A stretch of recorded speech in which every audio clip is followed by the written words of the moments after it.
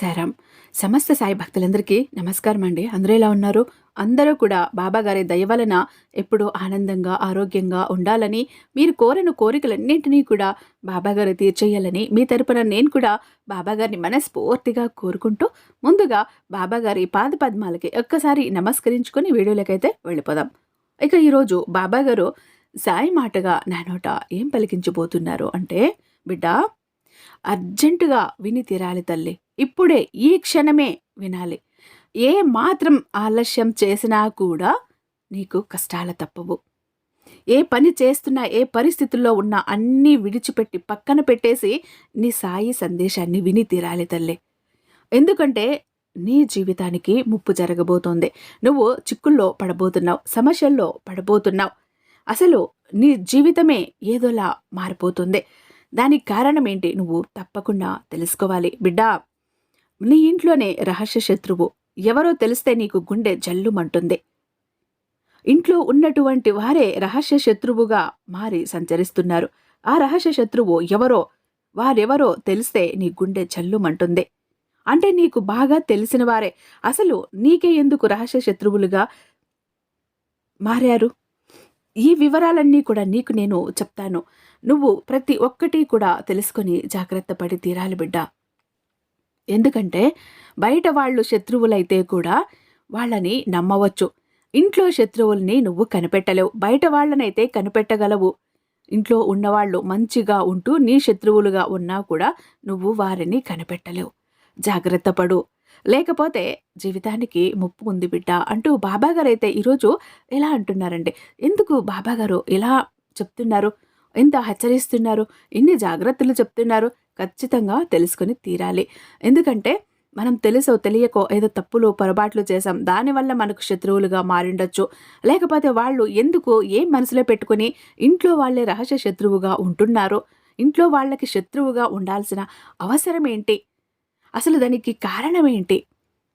అది తెలుసుకుంటే మనం మంచిగా ఉంటే మన ఇంట్లో వాళ్ళను కూడా మంచిగా మార్చుకోవచ్చు. ఆ శత్రుత్వం పోగొట్టుకోవచ్చు. ఖచ్చితంగా బాబాగారి భక్తులు అని ఎవరైతే అనుకుంటారో వాళ్ళు ఎక్కడ స్కిప్ చేయకుండా, మిస్ చేయకుండా వీడియో చివరి దాకా చూసి బాబాగారు ఏం చెప్తున్నారు అన్నది అర్థం చేసుకోండి. బాబాగారి మాటలు వింటూ బాబాగారి అడుగుజాడల్లోకి నడుచుకుంటూ వెళ్ళి బాబాగారి గొడుగు నీడి కిందికి వెళ్ళిపోయామంటే ఒక్కసారి మనల్ని ఇంకా ఏ శత్రువులు కానీ, ఏ దుష్టశక్తులు కానీ, పీడ పిశాచాలు, బాధలు, కష్టాలు, కన్నీళ్లు ఏవి మనల్ని తాకలేవు. అసలు మన దారి కూడా చేరలేవు. ఎందుకంటే బాబాగారు మనకు అండగా శ్రీరామ రక్షగా ఎప్పుడూ ఉంటారు. అలాగే మన ఛానల్ని ఫస్ట్ టైం చూస్తున్నట్లయితే ఛానల్ని సబ్స్క్రైబ్ చేసుకొని మీ సపోర్ట్ నాకు అందివ్వండి.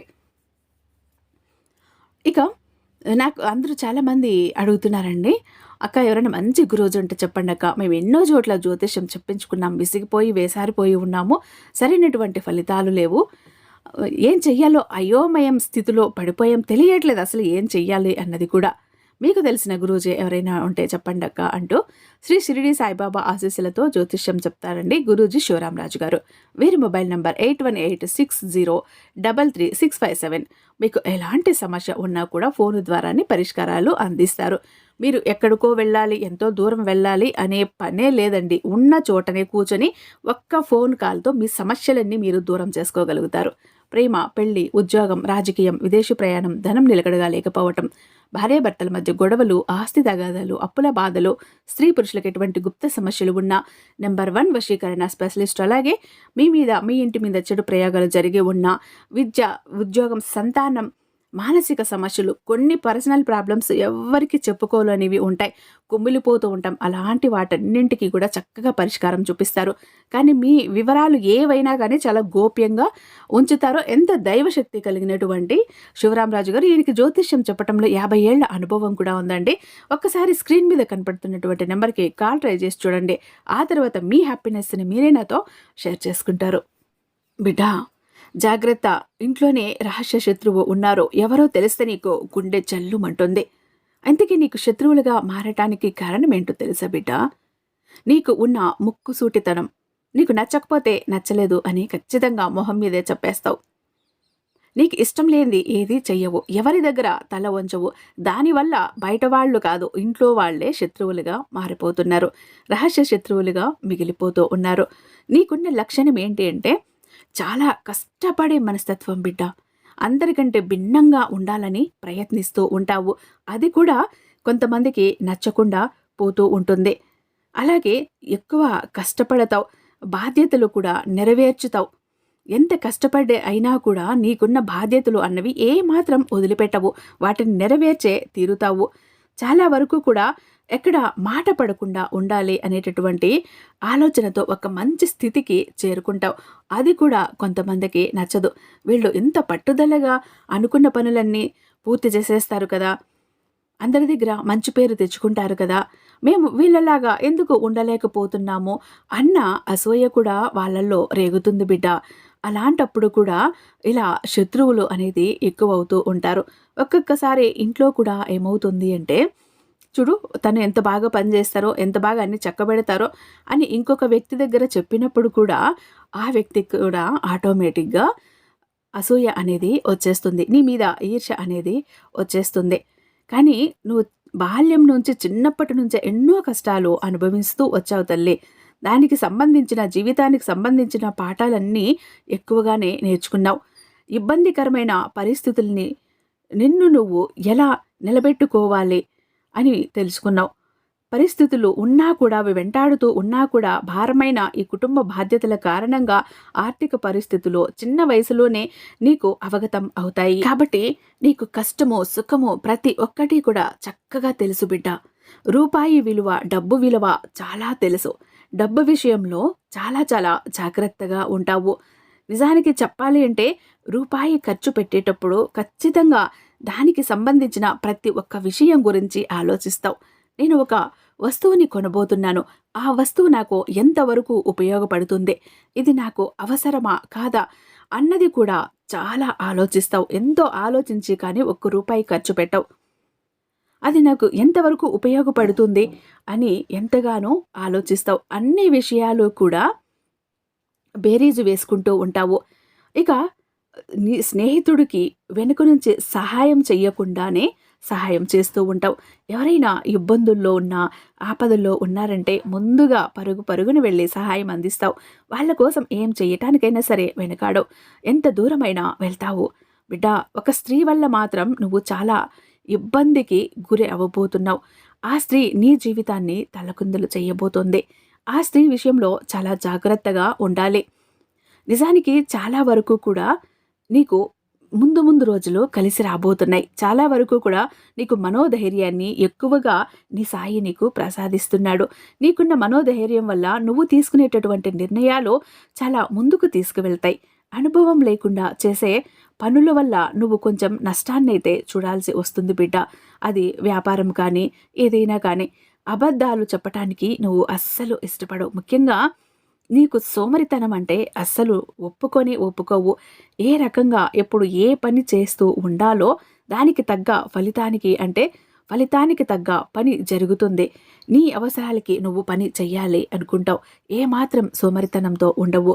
ఆ పనికి తగ్గ ఫలితం తీసుకోవాలి అనే ఇలాంటి మనస్తత్వం తల్లినిది. ఇలాంటి వ్యక్తిత్వం ఎలా ఉంటే గొప్పగా ఎదుగుతావు బిడ్డ నువ్వు జీవితంలో. స్వతంత్ర అభిప్రాయాన్ని ఎక్కువగా కలిగి ఉంటావు. ఇంటి నుంచి ఎక్కువగా కోరుకుంటావు. నువ్వు స్వతంత్రానికి ఎవరైనా సరే అడ్డుగా వస్తే వారిని అడ్డుకుంటే గనక అస్సలు నచ్చదు. అసలు దానికి సంబంధించిన విషయాన్ని వదిలేస్తావు. అయితే నీకు స్వతంత్రం ఇస్తే గనక ఎలాంటి కార్యాన్నైనా ఖచ్చితంగా చేసి మడతపెట్టి పక్కన పెట్టేస్తావు. అంతటి పట్టుదల నీకు ఉంటుంది. అంతా బాగా పూర్తి చేస్తారు. ఇక సరే ఇది అవ్వదు అని అనుకున్న పని కూడా ఎందుకవ్వదు, నేను చేసి చూపిస్తాను అనే మొండి పట్టుదల నీది. ఎందుకంటే ఖచ్చితంగా అవుతుంది, నేను చేసి తీరతాను, నేను చేసి చూపిస్తాను చూడండి అని చెప్పి దాన్ని చేసి పక్కన పెట్టేస్తావు. నీలో ఉన్న ఆ వ్యక్తిత్వము అలాంటిది. ఇక అహంకారం, నిర్లక్ష్యం ఎక్కువగా ఉంటుందని చెప్పి చుట్టుపక్కల వారు అనుకుంటూ ఉంటారు. నిన్ను చూసి గంభీరంగా ఉంటావు కాబట్టి. అలాంటిది అసలు నీకు పడనే పడదు. ఒకవేళ అలాంటి ఆలోచన నీ మెదడులోకి వచ్చిన వెంటనే అది నీ పతనానికి కారణమవుతుంది. అలా నీలో ఎప్పుడూ కూడా నిర్లక్ష్యము, ఇలా గర్వము అనేది నీలోకి రానివ్వకు బిడ్డ. ఇంకా నీకు ఎవరితో ఎలా మాట్లాడాలో బాగా తెలుసు. అలాంటి వారి యొక్క వాక్చాతుర్యంతో అందరి మన్ననలు పొందుతూ ఉంటావు. ఇక నువ్వు ప్రతిసారి కూడా నువ్వు చేసే ప్రతి పనిలో చాలా వరకు ఆలోచించే విధానం అనేది చాలా ఎక్కువగా మంచి నిర్ణయాలు తీసుకుంటూ ఉంటావు బిడ్డ. నీకు అన్నింటిలోనూ మంచి ఫలితం వస్తూ ఉంటుంది. అహంకారం ఎక్కువ పెరిగిపోయింది అంటే చెప్పాను కదా! అదే జరుగుతుంది. నీ జీవితానికి పతనమవుతుంది. ఇంకేంటి అని ఇలా మాట్లాడుతూ ఉంటారు. అట్లా చేస్తూ ఉంటే అసలు అలాంటి స్వభావం అనేది చాలా వరకు కూడా నిన్ను ఇబ్బందికి గురి చేస్తుంది. ముందు బాగానే ఉంటుంది. చూసేవారికి, వినేవాళ్ళకి అంతా బాగానే ఉంటుంది. కానీ నీలో ఏ మాత్రం అహంకారం, నిర్లక్ష్యం వచ్చినా కూడా అది నీ పతనానికి దారితీస్తుంది. ఎప్పుడూ కూడా నీలో ఆ రెండింటిని పెరగనివ్వకు బిడ్డ. ఎందుకంటే నీ చేజేతులారా నీ జీవితాన్ని నువ్వే పాడు చేసుకున్న దానివి అవుతావు. అహంకారంగా, గర్వంగా అనిపిస్తూ ఉంటే మాత్రం చాలా తీవ్రమైన పరిణామాలను ఎదుర్కోవాల్సి వస్తుంది. అవి ఇబ్బందులకు కూడా గురి చేస్తాయి. కాబట్టి ఇలాంటివి నీలో తలెత్తినప్పుడు వాటిని వేర్లతో సహా తుంచి పక్కకు పడవి. బిడ్డ, ప్రతిసారి కూడా నువ్వు చేసే ప్రతి పనిలో కూడా చాలా వరకు ఆలోచన విధానం అనేది ఎక్కువగా మంచి నిర్ణయాలను నువ్వు తీసుకుంటూ ఉంటావు. బిడ్డ, చెప్పాను కదా ఇంట్లోనే రహస్య శత్రువు అని. అసలు ఎవరు ఈ రహస్య శత్రువు? ఇంట్లోనే రహస్య శత్రువు ఎందుకు ఉంటారంటే గనుక నీకు కొంచెం కోపం ఎక్కువ ఉంటుంది తల్లి. కొన్ని సందర్భాల్లో ఇంట్లో వారితో కూడా గొడవ పడుతూ ఉంటావు. ముక్కుసూటిగా వెళుతూ ఉంటావు. అంటే గొడవ అంతా సద్దుమణిగాక నువ్వు ఆలోచించే తీరు మారిపోతుంది. నువ్వు అది మనసులో నుంచి తీసేస్తావు. అది ఆ సమయానికే కదా, ఆ కాసేపు కదా, మళ్ళీ దాన్ని మోసుకు వెళ్ళటం ఎందుకు, జరిగిందేదో జరిగింది అన్నట్టు నీ మనసులో నుంచి నువ్వు తీసేస్తావు. కానీ అవతలి వ్యక్తులు మాత్రం దాన్ని మనసులో పెట్టుకుంటారు తల్లి. అందువల్ల వాళ్ళు నీకు శత్రువులుగా మారి నీకు తయారవుతున్నారు. వారి మాటను ఎప్పుడూ కూడా నువ్వు పట్టించుకోవటం లేదని, ఎప్పుడు అవకాశం దొరుకుతుందా అని చెప్పి వాళ్ళు ఎదురు చూస్తూ ఉంటారు. ఎందుకంటే నువ్వు ఉన్నది ఉన్నట్టుగా మాట్లాడే మనస్తత్వం, ముక్కుసూటిగా మాట్లాడే మనస్తత్వం, దానివల్ల అన్ని కొన్ని విధాలుగా కొన్ని ఇబ్బందులనైతే ఎదుర్కోవాలి. నీకున్న ఈ లక్షణాలు ఏవైతే ఉన్నాయో అవి చాలా మంచి లక్షణాలు బిడ్డ. కల్మషం లేని వాళ్ళకి, మంచి వాళ్లకు మాత్రమే అలాంటి లక్షణాలు ఉంటాయి. కానీ ఆ లక్షణాలని అందరూ కూడా తీసుకోలేరు కదా. వారేంటంటే వారి మనసుకి గుచ్చుకుంటుంది. వారు ఏదో మాకు చెడు చేస్తున్నారు అన్న ఉద్దేశంతో నిన్ను శత్రువులుగా భావిస్తారు. ఇంత తలపొగరేంటి, ఇలా మాట్లాడతారేంటి అని మనసులో నీ మీద కోపం పెంచుకుంటారు. దానివల్ల శత్రువులుగా ఉంటారు. ఇంట్లో వాళ్ళు, బయట వాళ్ళు కాదు. ఇంట్లో వాళ్ళే మీ బంధువులు వాళ్ళు ఎవరైనా సరే కావచ్చు. ఇక అదే విధంగా నీ చుట్టూ ఉండేటటువంటి వాళ్ళు ఎవరైనా కావచ్చు. అంటే నీ బంధుమిత్రుల్లో, దూరపు చుట్టాల్లోనో, ఎక్కడో ఒక శుభకార్యంలోనో, ఒక ఫంక్షన్‌లోనో, పెళ్లిలోనో కలిశారు, వెళ్లారు. అక్కడ చిన్నది గొడవ అనేది జరుగుతుంది. ఎప్పుడెప్పుడో దెబ్బ కొడదామని వాళ్ళు ఎదురు చూస్తుంటారు. అక్కడ జరిగిన ఒక చిన్న మాటనో, సందర్భాన్నో పట్టుకొని అలా నీకోసం, నీకు దెబ్బ కొట్టడానికి కోసం ఎప్పుడు అవకాశం వస్తుందా అని ఎదురు చూస్తూ ఉంటారు. అలా నిన్ను కుటుంబ పరంగా దెబ్బతీయవచ్చు. వ్యాపార పరంగా కూడా దెబ్బతీసే అవకాశం ఉంది తల్లి. ఆర్థిక పరంగా కూడా దెబ్బతీయవచ్చు.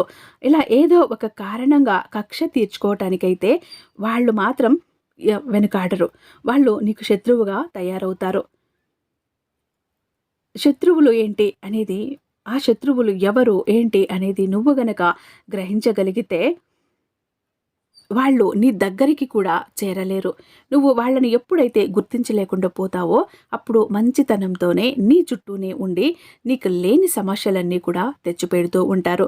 నిన్ను ఏ సమయంలో ఎక్కడ దెబ్బ కొట్టాలా అని చూస్తూ ఉంటారు. కొన్నిసార్లు నీ గురించి చెడుగా చెప్పటం, నిన్ను అందరిలోనో చెడుగా చూపించటం ఇలా కూడా చేస్తూ ఉంటారు. వాళ్ళ కడుపులో కుళ్ళు ఎలాగోగలాగా తీర్చుకోవటానికి ప్రయత్నం చేస్తూ ఉంటారు. మీ ఇంట్లోనే ఉంటారు, మీతోనే ఉంటారు, నీ వ్యాపారం చేసే చోటుతోనే ఉంటారు, నీ వ్యాపారంలో పాలు పంచుకుంటూ ఉంటారు, లేదా ఉద్యోగంలో నీతో పాటు ఉంటారు. లేదు, జాబ్ రాలేదు కదా, కొంచెం జాబ్ ఇప్పించండి అని, లేకపోతే పెదనాన్న మీ వ్యాపారంలో నన్ను చేర్చుకోండి అని కొంచెం వ్యాపారం మెలకువలు నేర్చుకుంటారు. అది నీ దగ్గరికి వచ్చి నీ సహాయం అడుగుతారు. చాప కింద నీరులా నీ దగ్గరికి చేరుతారు. నీ సహాయాన్ని కోరుకొని నీ పతనాన్ని కోరుకుంటారు నీ పక్కనే ఉండి. నువ్వు పతనం అయ్యే వరకు వాళ్లకు నిద్ర పట్టదు. ఎలా ఉంటారు అంటే బిడ్డ, నీకు దూకుడుతనాన్ని నువ్వు తగ్గించుకొని, కోపాన్ని తగ్గించుకొని, ఎదుటి వ్యక్తితో గొడవ పడకుండా ఉన్నావంటే నీకు శత్రువులు అన్నవారు ఉండరు. చాలా వరకు తగ్గిపోతారు. నీ దుడుకుతనము, దూకుడుతనము, మాట కరుగ్గా ఉండటం వల్ల వాళ్ళు జీర్ణించుకోలేకపోతున్నారు. ఇంత కటువుగా మాట్లాడతారేంటి, ఇంత కోపంగా మాట్లాడతారేంటి అని వాళ్ళు తీసుకోలేకపోతున్నారు. దాని వలన నీతోనే ఉంటారు, నీ పక్కనే ఉంటారు, నీ నుంచి సహాయం కోరినట్టే ఉంటారు. నువ్వైతే నాకు ఈ పని చేసి పెట్టగలవు, నువ్వే చేసి పెట్టు అంటూ నీ సహాయం అడిగి నీ పక్కనే ఉంటారు. నీ దగ్గర ఏదో నేర్చుకుంటున్నట్టు, ఏదో తెలుసుకుంటున్నట్టు. ఆ తర్వాత చాప కింద నీరులా నీ పతనాన్ని కోరుకుంటారు. అలాంటి వాళ్లతో జాగ్రత్త బిడ్డ. నువ్వు కూడా నీ దూకుడుతనాన్ని తగ్గించుకో, కోపాన్ని తగ్గించుకో. ఒకవేళ నీకు శత్రువులు ఉన్నా కూడా నువ్వు నిదానంగా మాట్లాడాలి. కాబట్టి ఆ సమస్య ఎంత పెద్దగా పరిమితంగా ఉండాలన్నమాట. ఒకవేళ నీకు గనుక పెద్ద పెద్ద గొడవలు జరిగి శత్రువులు అనేవారు తయారయ్యారంటే మాత్రం నువ్వు బయటపడటం సరే, ఇవ్వటం కూడా చాలా కష్టం. ఎందుకంటే వాళ్ళు నీతోనే ఉండి నీకు రహస్య శత్రువులుగా ఉంటూ నీ పతనానికి దారి తీసే విధంగా వాళ్ళు చాలా వరకు కృషి చేస్తున్నారు బిడ్డ. ఇప్పుడు నీ మనసులో ఒక సందేహం మొదలైంది కదా బిడ్డ. అయ్యో బాబా, మరి ఇప్పుడు ఎలా? నా శత్రువుల్ని నేను ఎలా దూరం చేసుకును? అది కూడా నా వాళ్లతో సంబంధ బాంధవ్యాలు తెంచుకోలేను, అలాగని వాళ్లతో మంచిగా ఉండలేను, ఏం చెయ్యాలి అన్న అనుమానం నీలో మొదలైంది కదా బిడ్డ. ప్రతి సమస్యకి కూడా ఖచ్చితంగా ఒక పరిష్కారం అన్నది ఉంటుంది. ఆ పరిష్కారం నీ బాబా నీకు చూపిస్తాడు. నువ్వు ధైర్యంగా ఉండు, నువ్వు భయపడకుండా ఉండు. నువ్వు చెయ్యాల్సింది కాసింత జాగ్రత్తగా ఉండు, కాస్త ఓర్పుతో సహనంతో ఉండు. అందరితో మెత్తగా సున్నితంగా మాట్లాడటం నేర్చుకో. ఎప్పుడూ కూడా దూకుడుగా, కఠినంగా, కోపంగా మాట్లాడకు, నిష్ఠూరంగా మాట్లాడకు.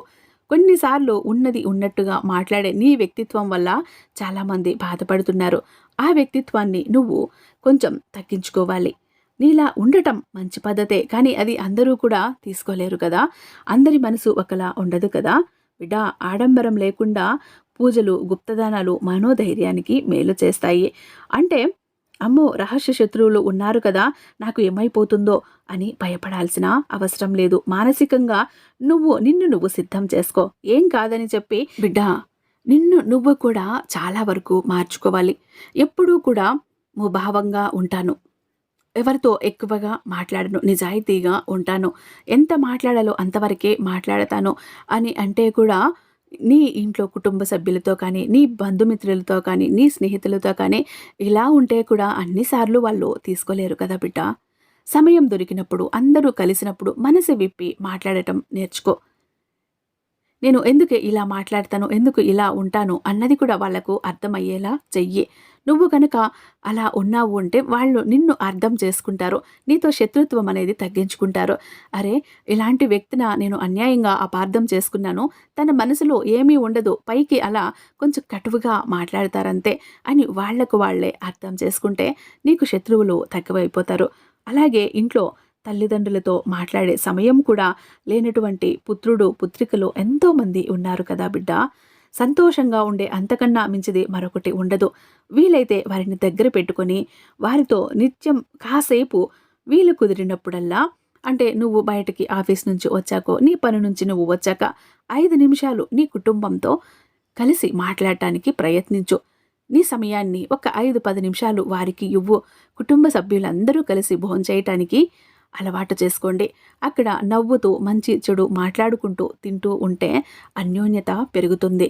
ఆ కుటుంబం మధ్య ఏ కలహాలు, కలతలు అన్నవి కూడా ఉండవు. చిక్కులు, చికాకులు మరొకటి ఉండవు.